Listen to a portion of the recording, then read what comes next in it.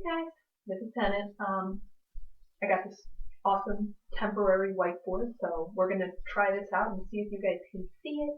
I thought the small one was a little difficult, but if you're having trouble seeing this, just let me know. Just send me a message on the stream, and then I'll try and move the computer around a little bit, or get some markers that write a little bit darker.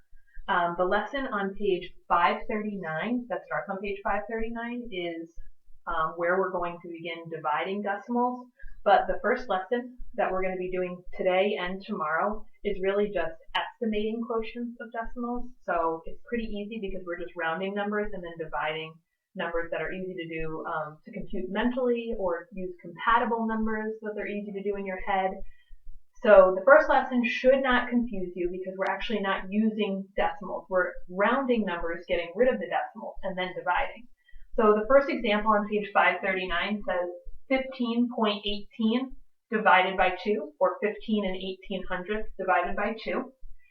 So again, we just want to round to a number that is going to easily divide with the number 2. Now you could change both of these numbers, but because 2 is such an easy number to divide by, I'm going to leave the 2 the way that it is, and I'm going to change this to become 16, okay?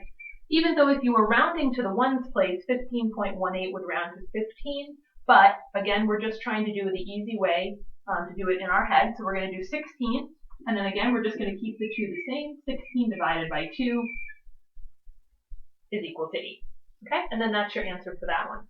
On the next page, example number 2, it gives you a word problem that says 3 friends went out to dinner. The total cost of their meals was $32.57. If the friends split the bill evenly, about how much will each person pay?